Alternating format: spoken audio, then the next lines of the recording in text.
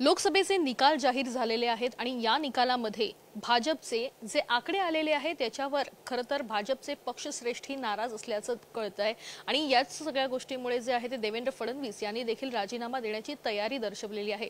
आपल्यासोबत या ठिकाणी शिवसेनेचे नेते आणि प्रवक्ते संजय शिरसाट आहेत। संजयजी, ज्या पद्धतीने निकाल आले त्यानंतर सिंगल डिजिट मध्ये भाजपला खरं तर स्वीकारावे लागली सगळी पदं, एकूण काय कसं बघता? कारण की ज्या पद्धतीचं भाजपचं खरं तर आकडा आलेला बघायला मिळतो आहे आणि त्याच्यानंतर नाराजी जी आहे ती पक्षामध्ये दिसून येते। स्वतः फडणवीस म्हणतायत की मी राजीनामा देण्याच्या तयारीमध्ये आहे, मला जबाबदारीतून मुक्त करा।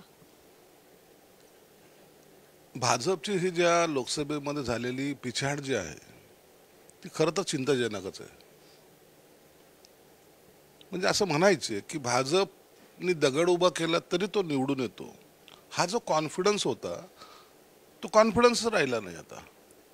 म्हणजे हे एवढे दिग्गज पडताना जेव्हा आपण पाहतो त्या टायमाला निश्चितच काहीतरी आपलं चुकतं हे त्यांनी मान्य करायला पाहिजे आणि ते देवेंद्रांनी मान्य केलेलं आहे। तो त्यांच्या मनाचा मोठेपणा आहे। परंतु आपण काम करत असताना आपल्या खाली असलेले कार्यकर्त्यांची जी विंग असते त्या विंगीने सुद्धा त्याच पद्धतीने डीओटी म्हणून त्यांनी एकदम त्यात इन्व्हॉल्व होऊन काम करायला पाहिजे।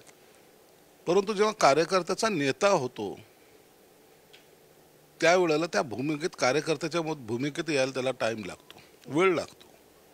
मी आता नेता आहे, माझं सर्वांनी ऐकलं पाहिजे, मग तो काम स्वतः करत नाही तर मग इतरही काम करायला मागे हटतात आणि हीच परिस्थिती भाजपमध्ये काही अंशी झालेली आहे।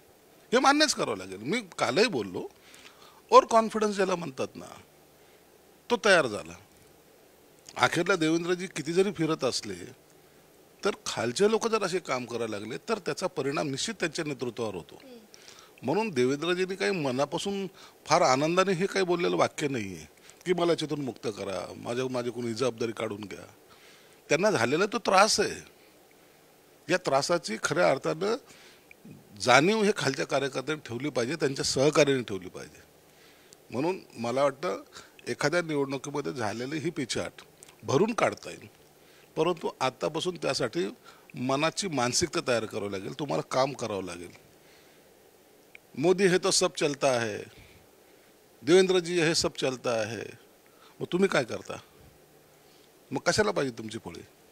म्हणून तुम्हाला स्वतः ग्राउंड लेवलवर मी मोदींमुळे आहे, मी देवेंद्रजीमुळे जरी असलो तरी मला काम करावं लागेल, या भूमिकेत यावं लागेल, तरच येणारी विधानसभा असेल अनेक निवडणुका असेल त्यामध्ये विजय प्राप्त होऊ शकतो।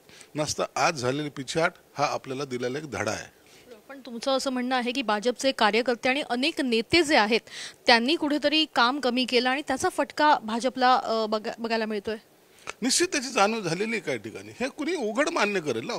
मी स्पष्ट बोलतो, याचा अर्थ काय मला त्यांच्यावर टीका करायची म्हणून बोलत नाहीये, ही वस्तुस्थिती आहे। कधी कधी काय होतं, हा सहकारी मोठा नाही झाला पाहिजे किंवा ही सीट आली तर आपल्याला पुढच्या टायमाला काय होईल, ही सुद्धा एक वेगळी मेंटॅलिटी काही कार्यकर्त्याची होत चालली। मग तो काम करण्याऐवजी सीट पडेल कशी याच्याकडे लक्ष द्यायला लागला आणि याचाही परिणाम होतो। बाकी जरी विरोधकांनी काय नेरेटिव्ह सेट केला किंवा अनेक प्रश्न जरी होते त्याच्यामध्ये कार्यकर्ता हा आपला त्या पद्धतीने तिथपर्यंत पोहोचला नाही ना, त्याला उत्तर देऊ शकला नाही ना। त्यांनी सांगितलं राज्यघटनेमध्ये बदल होणार आहे वगैरे वगैरे। अहो, आपल्या नेत्यांनी आपल्याला दिलं स्टेटमेंट की राज्यघटनेमध्ये कोणतेही बदल होणार नाहीत, परंतु ते खाली पोहोचायचं, तळागाळात पोहोचायचं काम आपण केलं पाहिजे ना, ते कामच झालेलं नाही। भाजपचं अंतर्गत राजकारण याला कारणीभूत आहे असं वाटतं? कारण जबाबदारी देवेंद्र यांनी स्वीकारलेली आहे, राजीनामा देण्यापर्यंतची तयारी त्यांची बघायला मिळते आहे, पण अंतर्गत राजकारणामुळे कुठेतरी भाजपची ही झालेली पिछाड आहे। निश्चित काही अंशी तर नक्कीच आहे। तुम्ही सर्व जबाबदारी एकट्या देवेंद्रजीवर टाकून चालणार नाही। त्या माणसाने सर्वात जास्त सभा घेतल्या, अनेक ठिकाणी तो माणूस गेला, अनेक कार्यकर्त्याला सांभाळून घेण्याचा प्रयत्न सुद्धा केला, परंतु कार्यकर्त्यांचा तेवढी मजबूतीने जोड त्याला मला कुठं वाटतं मिळालेला नाही। म्हणून त्यांना झालेला तो त्रास त्यांनी आज व्यक्त केलेला आहे। पण ज्या पद्धतीनं खरं तर लोकसभेच्या निवडणुका झाल्या, अगदी केंद्रीय नेते जे आहेत ते भाजपचे या ठिकाणी आलेले बघायला मिळाले, रोड शोज झाले, देवेंद्रजी यांनी स्वतःही भरपूर सभा घेतल्या आणि तरी देखील लोकांनी जो आहे तो अशा पद्धतीनं वोटिंग करून डिसिजन दिला, आपण असं म्हणू शकतो का? नाही, लोक लोक आपल्या बरोबर होते. हे बघा, आंदोलनाची पार्श्वभूमी त्याला आहेच. कांदा आंदोलन असेल, मराठा समाजाचं आंदोलन असेल, ओबीसी समाजाचं आंदोलन असेल, अनेक आंदोलनं त्याच्यामध्ये आहेच. हा एक एक भाग झाला. नेरेटिव्ह जो सेट केला तो घटनेचा तो एक भाग झाला. या सर्व नेत्यांनी जे काही दौरे केले, सर्व नेते येऊन गेले, त्या टायमाला त्यांनी दिलेली आपल्यावर जबाबदारी. शिवसेना प्रमुख म्हणायचे की माझ्या सर्वात महत्त्वाचा कोण, तर माझा गटप्रमुख. आता गटप्रमुख कोण असतो, तो सर्वात खालचा कार्यकर्ता, म्हणजे ज्याला मोठाला पदाधिकारी जे म्हणतात तर त्याला किंमत देत नाहीत. पण बाळासाहेब त्या कार्यकर्त्याला किंमत द्यायची, तो गटप्रमुख महत्त्वाचा. म्हणून खालून आपण बेस तयार केला पाहिजे. आपण किती सभा घेतल्या, रॅल्या घेतल्या, आमचा कार्यकर्ता जर मतदारापर्यंत पोहोचत नसेल तर निश्चित त्याचा उलटा परिणाम आपल्यावर होतो.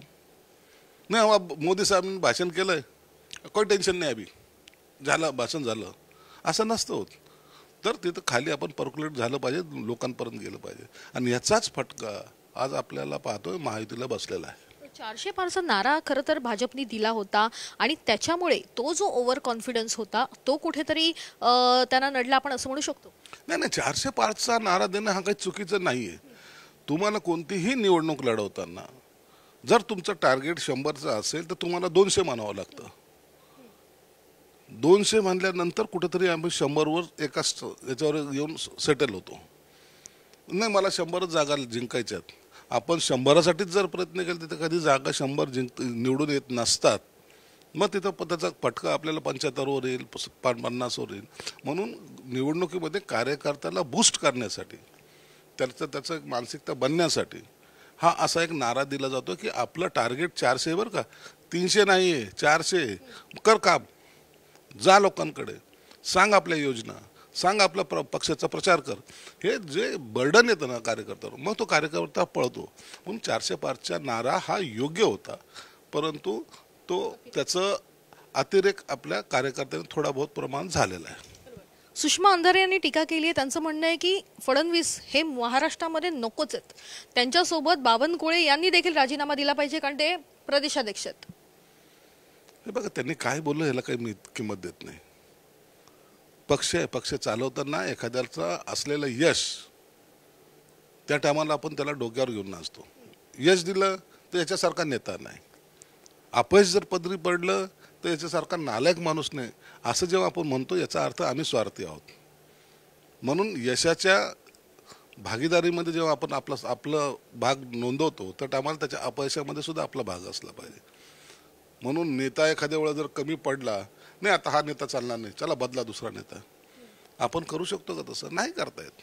म्हणून आपल्याला सर्व हे जॉईंटली, ज्याला आपण म्हणतो की हे माझं एकट्याचं काम नाही, हे आपलं कौटुंबिक किंवा आपलं एक ग्रुपचं काम आहे, त्या पद्धतीने काम केलं पाहिजे.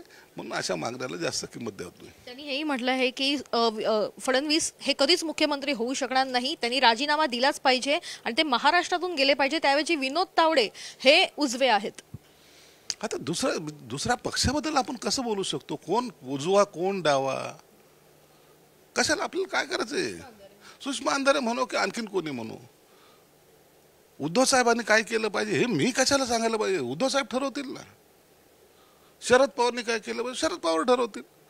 आता आपण त्याच्यात उजवा कोण डावा कोण, हा बरा तो खराब, आता हे जर करायचं असेल तर आपल्याला त्या पक्षामध्ये जावं लागेल, मग आपलं मत मांडावं लागेल. नाही, मी या पक्षाचा पदाधिकारी आहे, आता हे माझं मत आहे. दुसरं त्याच्यात डोकवणं मला वाटतं योग्य नाही. तुम्हाला काय वाटतं, म्हणजे फडणवीसांनी राजीनामा देणं हे योग्य की अयोग्य? नाही, अयोग्य. एखादा पराभव झाला म्हणून त्याच्यावर खापर फोडणं हे अयोग्य. असलेल्या आपल्या स्ट्रॅटेजीमध्ये थोडीशी जर बदल करता आला केलं, पुन्हा आपण भरारी घेऊ शकतो. सर, शेवटचा प्रश्न विचारते. सध्या असं म्हटलं जात आहे की एकनाथ शिंदे यांच्या शिवसेनेचे जे निवडून आलेले नवनिर्वाचित खासदार आहेत ते उद्धव ठाकरे यांच्या संपर्कात आहे. या अशा बातम्या येत असतात, त्या बातम्यांना आम्ही किंमत देत नाही. हे रुमर्स आहेत. काहीतरी कुठेतरी सांगायचं, कशाला जातील, काय गरज आहे? बरं काही कारण आहे का? काल निवडून आले तर आज जायचं काही कारण आहे? काहीच कारण नाही. सत्ता NDAची आहे हे माहिती आहे. पुन्हा सत्तेत सहभागी होणारा माणूस पुन्हा काय वापस जाणार आहे तिकडे? असं नाही आहे. हे रुमर्स आहेत. या रुमर्सला काही तशी काही कवडीची किंमत नाही आहे. उलट जे सत्तेमध्ये असतात तिकडे लोक जात असतात आणि आमच्यासारखे एखादाच असतो जो सत्तेत असून सुद्धा उठाव करू शकतो. नक्कीच धन्यवाद आमच्याशी बातचीत केल्याबद्दल. तर आपण बघतोय की संजय शिरसाट यांनी अत्यंत महत्त्वाचं विधान केलंय. त्यांनी असं म्हटलं आहे की फडणवीस यांनी राजीनामा देणं हे अयोग्य आहे, कारण हार जीत तर होतच असते, मात्र ज्या पद्धतीनं त्यांना पक्षाला उभारी द्यायची आहे ती पदावर राहून देखील ते देऊ शकतात. दुसरीकडे त्यांनी असंही म्हटलेलं आहे की 400 पारचा जो भाजपचा नारा होता तो काही अंशी या पराभवाला कारणीभूत ठरला, कारण अगदी प्रेशर जे बर्डन जे आहे ते अगदी तळागाळाच्या कार्यकर्त्यांपर्यंत पोहोचलं होतं आणि कुठेतरी या सगळ्या गोष्टी ज्या आहेत त्या पराभवासाठी कारणीभूत ठरलेल्या आहेत. कॅमेरापर्सन नितीनसह वैदेही काणेकर, साम टीव्ही न्यूज, मुंबई. देश विदेशातील प्रत्येक घडामोडींचे लाईव्ह अपडेट मिळवण्यासाठी आता साम टीव्हीच्या सर्व सोशल मीडिया प्लॅटफॉर्मला लाईक, फॉलो आणि सबस्क्राईब करा. तसंच सर्व नोटिफिकेशनसाठी बेल आयकॉन प्रेस करायला विसरू नका.